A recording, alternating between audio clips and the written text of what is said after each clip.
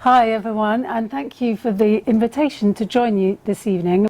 It's a pretty auspicious time, I think, for our discipline. I think I know who's in the room, but I know from Roger. So are you environmental and sustainability people, professionals who work in commercial type organisations?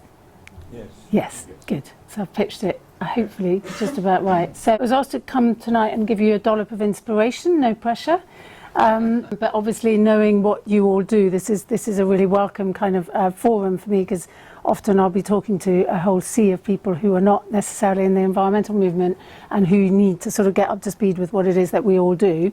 What I've chosen to do is very much inspired by conversation with Roger and Eleanor and various others here at Ashurst around actually speak a little bit about, not so much about how we influence actually at UK Green Building Council, and I'll come on to say a bit about what we do, but really what skills and leadership attributes we need as environmental leaders. And I think something Roger said that really resonated with me was, leadership is not something that is associated with just a particular role. It's actually something anyone and everyone can demonstrate and display and utilize if we have the right mindsets, the right attributes and the right characteristics and sort of thoughts. So that's kind of what I've focused my talk on this evening, slightly less practical and slightly more sort of leadership mindset stuff. But I'm currently, just to let you know who I am the Chief Executive of a charity called the UK Green Building Council, which is all about influencing the whole of the built environment to be more sustainable. So we're a team of only 20 or so people, there or thereabouts. But I like to think, punch above our weight, and we're suitably ambitious. So our mission is to radically improve the sustainability of the built environment across all kind of stages of its life cycle, all types of built assets, infrastructure, homes, commercial, and so on. So fairly ambitious. And the way in which we do that is by influencing others. We're a membership organisation, so we have 430 or so members. I've just given you an illustration here of some of our business members. It's organisational membership, I should say, it's not individual.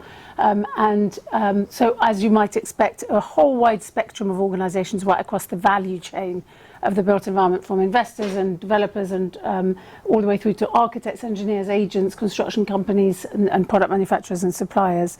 And that's very purposeful, and I'll come back to the point of we absolutely need to collaborate at a kind of sector-wide system level in order to make change happen, whatever industry or sector we're in.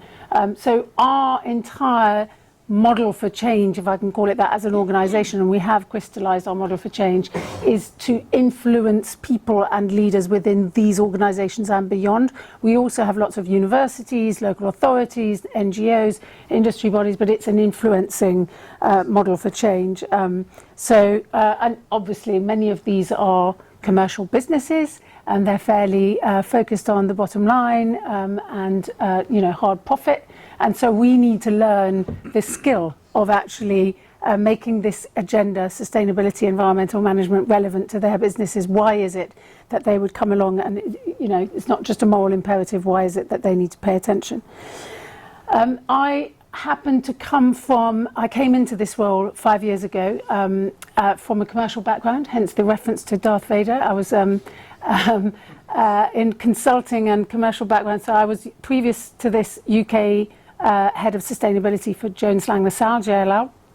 And prior to that, I came into JLL as a result of an acquisition of a consultancy that I'd grown for 10 years with a couple of other partners. So with that consulting and commercial kind of mindset, I feel like I know the dark side a little bit, but hopefully also can bring some of that experience that I'm sure all of you experience day to day, which is how do we make this more relevant from a commercial standpoint, and what is it that that our colleagues who are not in sustainability teams are concerned about. I am passionate, and a passionate believer that sustainability and commercial success go hand in hand. I don't believe that they are mutually sort of one compromises the other. So I very much come at it from that angle. But I came into this role partly because I wanted to do something more sector-wide, not just client-specific or one company but also to align closer with my purpose, and I'll come on to some of that. So I've drawn quite a lot of, I've drawn a lot from the inspiration that I've gathered over the years, and I don't know whether any of you have come across this, but if you haven't, I would highly recommend their books, Kirsha Denagura and Claire Breeze. This is their most recent book, which is called The Mindsets of Challenger Leaders, and there are snippets, and I'll reference them in here that relate to that, but lots of really pertinent bits of wisdom that I think we can all learn from. So 5 key attributes I'm going to go through quite quickly. The first one is resilience, because I think we can all be very clear, and I'm sure you all know, we haven't chosen a path that is particularly easy. It's demanding, it's relentless, and we're constantly sort of pushing water uphill. I see some nods in the room. It does require us to sort of dig quite deep within ourselves and to keep going and to keep trying. I think actually that's becoming slightly less, perhaps a tiny bit less so than just over 20 years ago when at least I started, but we need to be willing to make ourselves feel uncomfortable and others feel uncomfortable. Otherwise, I would argue we're not doing our job right. So that resilience, if we're not prepared to be fired for what we're doing, we're probably not doing it right. And I really mean that. I've had a couple of instances of getting quite close. And then I just thought, just to illustrate that point about resilience, we get called a lot of things, most recently by our lovely Prime Minister crusties, or campaigners or protesters or whatever others might call us, tree huggers, greenies, hair shirts. I heard him call us sandal wearers the other day in person, do-gooders, which comes up quite a lot. We get sort of banded as, oh God, that's all very worthy and boring. Or doomsayers, we're basically telling everyone that we're going to hell in a handcart, and there's no two ways about it. But we need pretty thick skins. I think that is an attribute that we definitely need to get up in the morning and face the music of what we're doing every day. People resist change, so it feels uncomfortable to others that we're bringing an agenda of change. And I think it's worth reflecting on the fact that we get punished for that sometimes. People will come back with aggression or denial or whatever it is, shaming. We get thrown quite a lot of that at us, and I think we need to build that sort of protective skin or bubble around us that protects us. The good news is, whilst it sometimes feels like really hard work and we're the only ones kind of pushing, we have, and I'm sure this is true for everyone in the room, whatever it is that has driven you into this role, you have a passion for something. It could be animals, it could be the planet, it could be people, it could be well-being, it could be nature, or all of the above. That passion is that sort of relentless source of energy that we all share, and many people in many roles and many jobs don't have that necessarily getting them out of bed in the morning and driving them to work. So we do have a really strong sense of purpose, and I think using that can often be really, really powerful. The flip side to that is it can be quite draining, and I think those of us who feel like we're working on something that's worth fighting for, and we were talking about it, Eleanor and I, just before this talk, our work is our life's purpose, so that work-life balance piece actually is quite quick to go out of the window. We almost accept that we kind of slightly put that on, we're not really looking for work-life balance because this is our life. So I think it's just worth being conscious of that, remaining agile, creative, but really focusing on that resilience. Resilience is our ability to bounce back at the end of the day. So not, if you're anything like me, you will confuse resilience with endurance. I confuse the two quite a lot, and actually it doesn't do me any favors. So there's a fantastic article in the Harvard Business Review, which I would encourage you, if that resonates with you, to look up, which is all about that, which is about how we manage our energy levels and not time. Time is finite. And we can't really sort of do anything about that, but our energy levels and where we get our energy from are really crucial and important, and we can do something about that. So sleeping enough, exercising, our mind, our body, our spirit, our emotions, those are all almost more important, I would argue, in the roles that we have and that we play, rather than just, they will make us more productive. So closely related to that resilience point, I think, is this attribute of hope. And I deliberated a little bit before putting this one in, because I don't know about you, but I find myself at the moment oscillating a lot between despair and hope. I guess that's also part of our journey. That's part of the process. And that's sort of why I decided in the end to put it in. But the sheer scale of the problem, the frequency with which we're assailed by facts that kind of remind us of that, and actually the increasing urgency and the increasing scientific backing to some of that, can be quite hard to stomach if we care about those things. So I don't say that to say I think we should shy away from those inconvenient truths, as Al Gore would put it. But the despair emotions are quite disempowering. At least I find them quite disempowering. And when I engage with people on these levels, they don't tend to want to do, they don't know what to do about it. So I think it's important that we reflect these dark facts, but that we think carefully about how we take people through them and what we're trying to get to at the other end. So in my sector, and I won't go through all these figures, these are just, they're on our website, UK Green Building Council's website. Yeah, the built environment is responsible for a huge proportion of our carbon footprint, is what that's basically saying. You know, over 40% is somehow attributable to the built environment at large, and that, you know, 22% is directly the embodied carbon of construction and the operation of buildings. It's enormous, and so it's a huge part of the problem, huge part of the opportunity, massive producer of waste, consumer of resources. It is the single biggest producer of waste in this country. In the UK, 60% of our waste comes from construction, demolition and excavation, and also about the same in terms of material usage. Obviously, these sorts of images have just become a bit more relevant to us recently, but 3.5 million homes at risk of flooding in this country, and that's probably an underestimate, I would imagine. 56% decline in species in the UK since 1970. I'm sure you know a lot of these things. So we're sort of facing this torrent of really bad news. But actually, you know, how do we get up and kind of we keep going and sort of engage with that positive, how do we re-engage with a positive notion, because I really think we need to, otherwise we sort of leave people behind. And one of these stories that I love, which you'll all know, is the Roger Bannister story, and actually we've just had a most recent one about, I forget his name, the chap who ran the marathon in under an hour? 2 hours, thank you.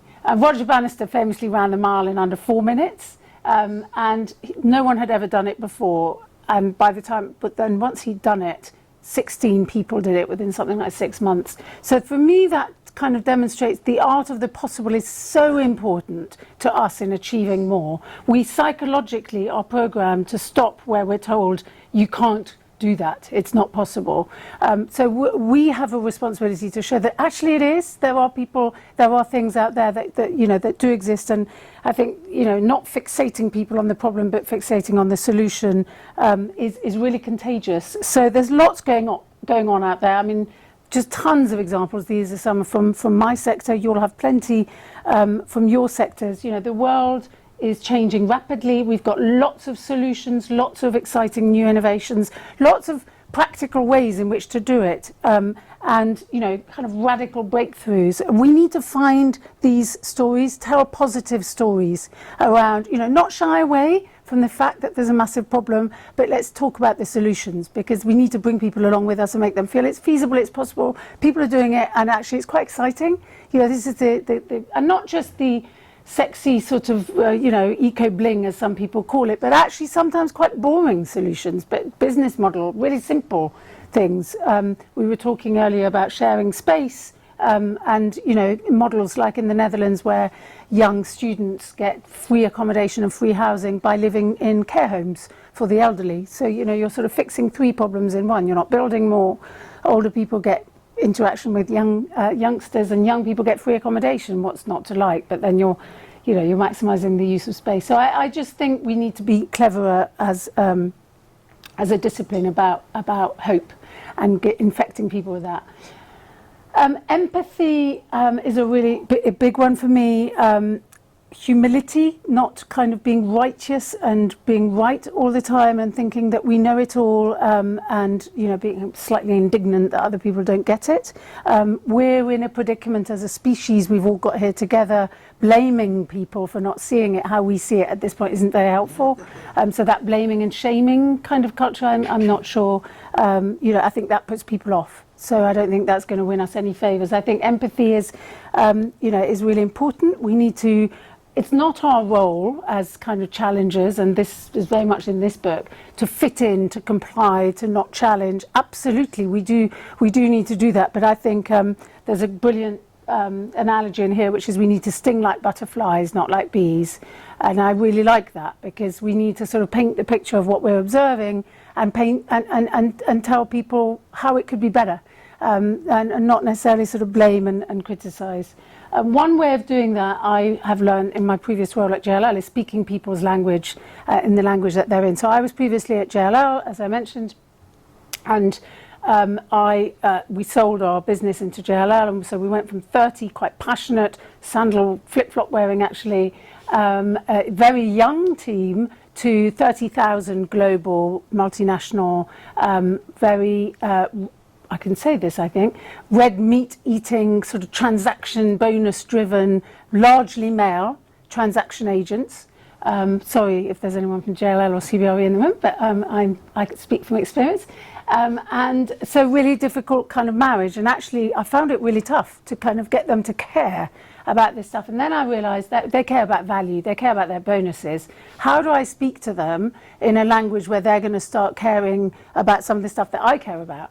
And so we came up with a methodology, which actually I've taken forward at UKGBC, which has proven really popular, which is how do you capture the value of sustainability to an organisation? And there's now Accounting for Sustainability are doing some work on this. But how do you get to the chief finance officer? How do you speak his language or her language? And in this particular guide that we put out at UKGBC, we came up with 11 value drivers that really drive business value, regardless of the business really, and metrics of how sustainability adds value to those. Now, it wasn't until I started at JLL measuring the value of mandates that we won or lost on the back of sustainability credentials or not, that people's ears really started pricking up. These were massive multi-million property management mandates that we were either getting or not getting because we could demonstrate that we could answer some of these questions. And I dare say that would be even more so now. So I think, and of course TCFD, the Task Force on Climate, Financial Related Climate Disclosures and all of that is really pushing this up the agenda. So the point that I would make around all of that is it's not just downside risk, it's also upside opportunity. It's both. But, let's get back to the hope point. Let's not just scare people with, oh my God, we're going to lose all our mandates. It's actually, we could come up with new revenue streams. We could, come up with new business models. So that, that whole, there's a stat that the Sustainable Development Goals represent something like $12 trillion worth of commercial opportunity for just 4 sectors. Now, I don't know quite how they work that out, but it sounds a lot. And who wouldn't want a piece of that, right? So it just feels like a major opportunity. A really good example of that in real estate is this whole focus on health and well-being. Again, we will hear a bit more about this building, hopefully from Eleanor, but this has been transformative for the environmental agenda in buildings, because, of course, as the graph illustrates on the left, talking about energy savings is really not that exciting because it's less than 0.1 or 1% of a business's costs. But if we talk about people and people being more productive and happy and healthy in these buildings that have very strong green credentials, that's 90% of most businesses' costs. So you tweak that a bit and you get a major sort of win. I think that, those sorts of things are really powerful. And, whatever it might be within the sector that you're in, find those levers that connect the commercial value to the green. So my fourth one relates to that a little bit, which is around courage. And obviously, this is almost a kind of no-brainer. We need to be brave to push some of this stuff. We need to speak up for some of the stuff that we see that's not fair or that's wrong or that we think is a failure to capture the externalities. and we have to underpin every decision that we make with some of that. So I think that point I made at the beginning about, by definition, we ought to be striving for what almost can't be achieved, relates to this. You know, we need to be, if we're not doing that, we're not really fulfilling our purpose. We need to be kind of setting the goalposts really far out. That requires that sort of real, and that's where this inspires me, this kind of challenge and mindset stuff. It requires us to, you know, never put up with, sorry, but we just do it like that around here. We've always done it like that. No, sorry, you know, not accept, almost a kind of huge alarm bell that has to change, right? In almost, well, in virtually every case that I can think of a really flagship sustainable business like Unilever, originally M&S, maybe not so much anymore. You know, there's always an inspirational leader behind it. There's always someone who's sort of driving that kind of vision. It could be Elon Musk, it could be Paul Polman, you know, whoever it is, Ray Anderson. And they've always said, we're not going to do it like this. We're going to do it differently. So follow me, and we don't know how we're going to do it, but we're going to do it differently.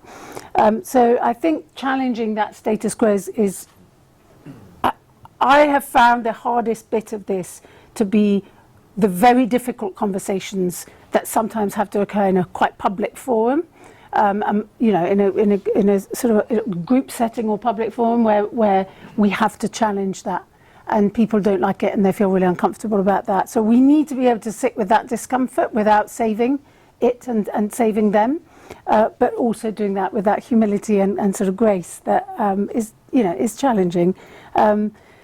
You know, negative reactions to that are quite normal, and for us to sort of just normalize that and think that's normal, that they attacked me for doing that, you know, it feels uncomfortable for them. It's normal that they feel anxious that I'm disturbing the system that they've relied on. That's fair enough. So a coach once said to me, and I have used it a lot, is he said, you need to learn to look for the cracks before they're immediately above your head.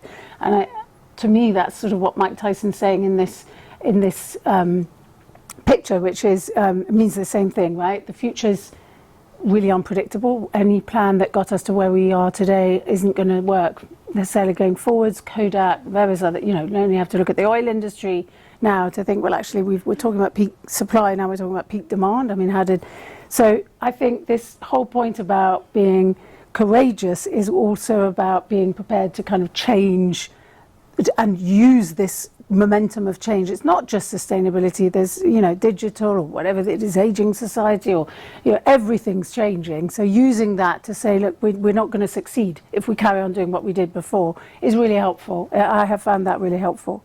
And my final point on courage is, and it's not a very good picture, but a quote that I really like, which is about leadership, which says, visionary leaders are like the skippers of ocean-going liners who navigate using points on the horizon. They don't worry too much about the size of the waves hitting the side of the vessel. And I think that's another way of saying, you know, if you focus on results, you don't get change, but if you focus on change, you get results. So, you know, we've got to look really far ahead. We've got to have a vision and paint that vision of what that looks like. And we've got to say, we don't know how we're going to get there, but that's where we're going. That's where we're heading. And that's real, I think that's real leadership. So it's about breakthrough moments rather than a bit of incremental change here and there, and being honest about what that looks like. And then last, but by no means least for me, actually, this point about authenticity. So for me, one of my hardest lessons in sort of my journey has been showing vulnerability. And it's still a really difficult one. So showing weaknesses and saying when we've got it wrong, or saying that we don't know the answer, displaying our fragility. This is really, I find really hard. I've been really inspired by the work of a lady called Brené Brown, which some of you may have heard of. She's famous for working on vulnerability and shame, and she's done several TED Talks on the issue. And she says vulnerability is the birthplace of creativity, innovation and change. And actually, that kind of feels good, because sometimes it feels really crap to feel vulnerable and to show that. But I, for many years, thought that I couldn't talk about why I do this work in a work context. And I show this picture. It's called the Valley of Longevity. It's in Ecuador, southern Ecuador. I went there when I was 21, and I had a law degree and a student loan pretty much under my belt. and nothing else. And it's a place where more people than anywhere else in the world live to over 100 in this place. And you can sort of see why. The harmony between people and nature is amazing. And this was where I had my real epiphany around, that's my life's purpose, is to kind of bring harmony between people and nature. Somehow I sort of had it there. And I never talked about that until very recently, because I thought that's really private and personal and intimate, and it sort of reflects my spiritual beliefs that we're really interconnected, and we don't talk about spiritual stuff at work, right? So that's really embarrassing. And I do now. I do talk about it, and I talk about these guys who I mentioned to Eleanor earlier, these little creatures who are my energy, and they are also why I do this. And I put them up there because this is really personal and getting more so. So it's not just I haven't just chosen, and I'm sure you'll feel the same, but this isn't just a career choice. This is kind of increasingly, it's very personal and deliberate. And we try as a family to kind of make the right choices. We don't get it right all the time. And actually that's one of the things I think as professionals we need to be honest about. How are we reflecting these issues in our personal lives? We're not going to get all of that right. We're going to make choices that feel right for us. Mine might feel wrong to you, might feel right to you, and so on. So being honest about that, not pretending we've got this all right and we're going to criticize those who haven't got it right, I think is really important. Being transparent, being methodical, putting our hands up when we've got it wrong and saying, you know what, we're humans and we're fallible and we do make mistakes too, and we make choices that are in a system that's pretty screwed up. And sometimes we just resolve ourselves that those are the choices that we make. So I think, trying to live with minimal impact, but being kind of at peace with the fact that we will have some is quite important, and is part of our authenticity, not lying or blaming or other people. And then finally, kind of to finish, you might not see the quote, but I find it quite funny. It says at the bottom, I bark and I bark, but I never feel like I affect real change. But what I love about the picture is that they're together. And if there's anything about this that I think is really powerful, is let's surround ourselves by people who get it, that we need that solidarity. We need more and more people who are pulling in the same direction to kind of give us that energy and that momentum. It's not business as usual, so we will have moments where we feel crap and depressed, and we're not making enough progress, but at least we can support each other. And I think that's that collaboration actually, which is a big part of why, for me, UKGBC is so important. But that's my way of sort of saying, it's going to take a whole, value chain. It's going to take thousands of businesses working together and thousands of people finding ways to partner. And this is a systemic thing. It's not my business in my silo is going to do this and do it better. That's incremental change. But real transformational change requires a sort of a deeper connection across many more people.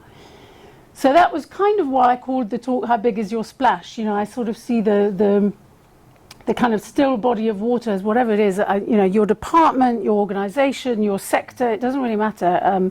We are the pebble that drops in and creates that kind of ripple or the wave, and the more we work together, the more we create a much, much bigger movement, a much bigger force for change, a much more positive, impactful force for change. And I think we, through our own leadership journeys, those are inextricably related with how much influence we can seek to have. So not just looking inside our teams and colleagues, but thinking clients and suppliers and sector and beyond that, and family, and how do we really make this much, much bigger? So how do we kind of create a tsunami all together?